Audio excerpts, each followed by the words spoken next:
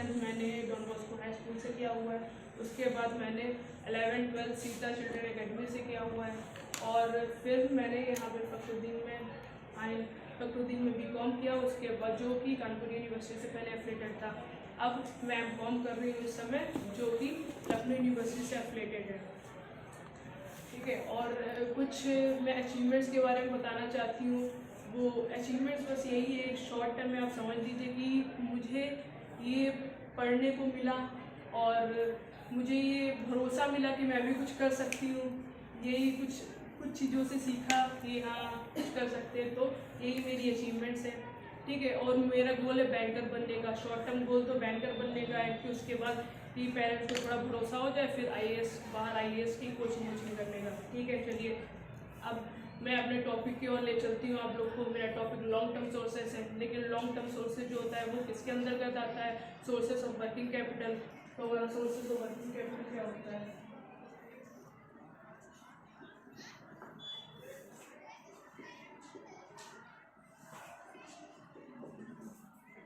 ये दो प्रकार के होते हैं सोर्सेज ऑफ वर्किंग कैपिटल। एक लॉन्ग टर्म सोर्सेज होता है, एक शॉर्ट टर्म सोर्सेज होता है। लॉन्ग टर्म सोर्सेज वो होता है जो लंबे समय के लिए, जो भी हमारे सोर्स लंबे समय के लिए काम आते हैं, जैसे 1 साल से ज़्यादा के लिए, वो हमारे लॉन्ग टर्म सोर्सेज होते हैं। जो शॉर्ट टर्म सोर्सेज कौन से होते हैं? जो हमारे 1 साल के कम के लिए जो सोर्सेज हमारे काम आते हैं, वो हमारे शॉर्ट टर्म सोर्सेज आते हैं। लॉन्ग टर्म सोर्सेज के कुछ एग्जाम्पल्स देखते हैं। चलिए यहाँ पे हमारा शेयर्स होता है। शेयर्स क्या होता है? सबसे पहले शेयर्स के बारे में समझते हैं। शेयर्स हमारा, जैसे कोई कंपनी है, उससे हम जैसे कोई हिस्सा मैंने कंपनी का खरीदा, ठीक है, उसको हम शेयर्स कहते हैं। और शेयर्स अगर खरीदे तो शेयर होल्डर एक तरीके से बन जाते हैं। ठीक है, और शेयर्स हमारे क्यों खरीदे जाते हैं? हमारे कैपिटल और उसके फंड्स को बढ़ाने के लिए शेयर्स खरीदे जाते हैं। लोग शेयर्स मतलब देते हैं, और क्या करती है कंपनी? क्या करती है 51% ब्रोक लेती है और 49% वो शेयर्स के उसमें व्यतीत कर देती है, क्योंकि जिसके पास सबसे ज़्यादा शेयर्स होगा वही डिसीजन ले सकते हैं, वही मतलब वो चला सकते हैं एक तरीके से। ठीक है, और ये 3 प्रकार के शेयर्स हमारे होते हैं। एक हमारा होता है प्रेफरेंस शेयर्स, दूसरा होता है इक्विटी शेयर्स, एक होता है डिफर्ड शेयर्स। प्रेफरेंस शेयर्स क्या होता है? प्रेफरेंस शेयर्स हमारे एक तरीके से सेविंग शेयर्स होता है। मतलब उसमें क्या होता है, कोई रिस्क नहीं होता प्रेफरेंस शेयर्स में, क्योंकि जब भी हमारी कंपनी में जितना भी प्रॉफिट होता है या कुछ भी होता है, तो सबसे पहले प्रेफरेंस शेयर्स को दी जाती है। फिर हमारा आता है इक्विटी शेयर्स। इक्विटी शेयर्स हमारा रिस्की होता है, इसीलिए प्रेफरेंस शेयर्स का हमारा डायग्राम होता है वो इस तरह बनता है, मतलब बिल्कुल भी फ्लक्चुएट नहीं होता है। और हमारा इक्विटी शेयर्स होता है, लेकिन बस ये रहता है प्रेफरेंस शेयर्स में कि जितना मतलब इनका रेट ऑफ इंटरेस्ट जो होता है वो फिक्स होता है। तो जो अगर प्रॉफिट होगा तो उसी फिक्स रेट पे मिलेगा। लेकिन हमारा इक्विटी शेयर्स रिस्की होता है, कभी इसको प्रॉफिट बहुत ज़्यादा भी होता है, कभी लॉसेस भी होने की संभावनाएं होती है। इसीलिए जो हमारा इसका डायग्राम बनता है वो इस फ्लक्चुएट होते हुए बनता है। तो कभी भी नीचे भी गिर सकता है, कभी भी हमारा लॉस भी हो सकता है, कभी भी हमारा प्रॉफिट अच्छा खासा हो सकता है। एक्सिस डिफाइन कर दो, बिना एक्सिस डिफाइन के डायग्राम कैसे समझना है? हाँ? वो अपवर्ड्स क्यों जाएगा? वो अपवर्ड नहीं जाएगा, वो एक स्टेबल रह जाएगा, मतलब स्टेबल ये हो जाएगा। नीचे से भी ऐसे नहीं जाएगा, हमारा ये ऊपर से सीधी लाइन लाओ, जाएगा इस तरह का पैरेलल लाइन लाओ, एक्स एक्सिस के लाइन, एक्स के पैरेलल में लाइन बनाओ, पैरेलल में।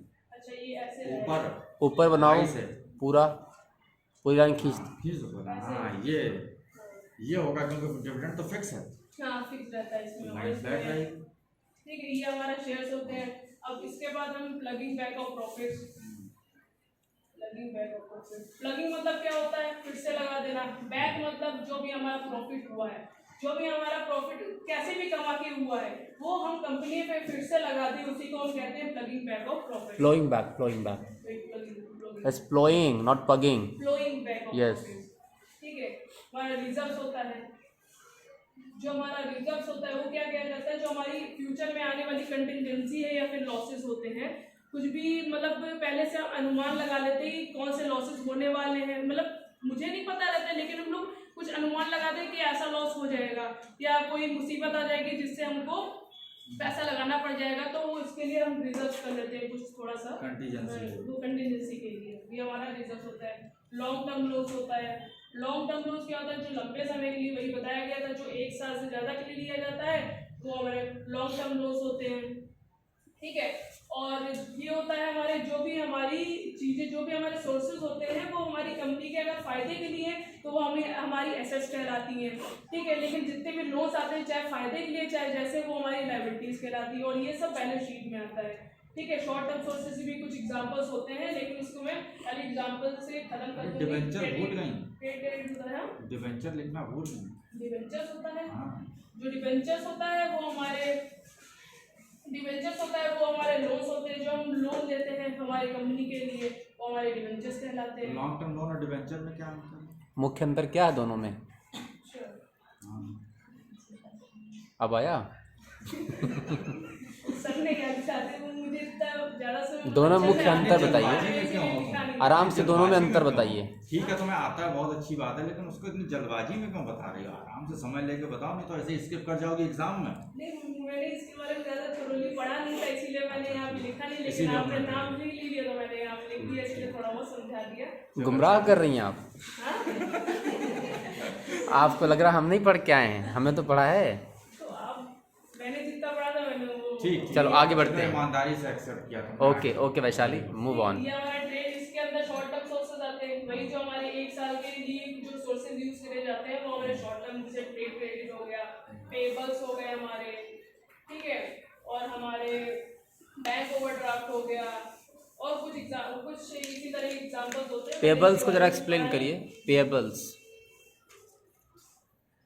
ठीक है, मैंने ज़रा पढ़ा नहीं है शॉर्ट टर्म, क्योंकि मेरा टॉपिक था लॉन्ग टर्म। अरे तुम्हारा टॉपिक लॉन्ग टर्म है। एक मिनट हंसने कोई बात नहीं, अभी ऐसे ही सब पे हम लोग भी हंस सकते थे, हम लोग हंसे किसी पे? चलो हम भी भूल गए सब। चलो लॉन्ग टर्म प्रोसेस के बारे में, तो जब लॉन्ग टर्म ही तुम्हें सिर्फ करना था तो फिर डिबेंचर कैसे छूट गया? शेयर्स के, हाँ? शेयर्स के कुछ प्रोस एंड कॉन्स बताओ, एडवांटेज, फायदे नुकसान। नफा नुकसान कुछ। शेयर्स के, हाँ, शेयर से जब हम फंड रेज करते हैं हाँ, तो उसका कुछ नफा नुकसान बताओ। नफा नुकसान। हाँ, क्या मेरिट डिमेरिट होता है ना, हर सोर्स का अपना अपना एसोसिएटेड मेरिट डिमेरिट होता है। जैसे हम लोग के अंदर कमियां और अच्छाई होती हैं, वैसे इनहेरेंट मेरिट डिमेरिट होती है। तो प्रेफरेंस शेयर्स में, नहीं, शेयर्स की बात सिर्फ करो, shares। सिर्फ हाँ शेयर्स की, इक्विटी शेयर्स। इक्विटी शेयर्स, हाँ। इक्विटी शेयर्स में ये होता है ना कि जैसे हमारी, सबसे पहले तो हम क्या करते हैं, जो हमारी कंपनी फायदे में होती है उसी के हम शेयर्स खरीदना पसंद करते हैं। नहीं पसंद नहीं, क्या हमें तो खरीदते फंड हैं? लेना है, हमें तो खरीद कहाँ रहे हैं, हम तो बेच रहे होंगे शेयर। हमें तो फंड चाहिए है ना, तो फंड रेजिंग एक्टिविटी में तो शेयर बेचेंगे, खरीदने थोड़ी जाएंगे। नहीं समझे? नहीं मालूम मुझे जो भी है। ठीक है, तो पढ़ लेना आज। Thank you sir.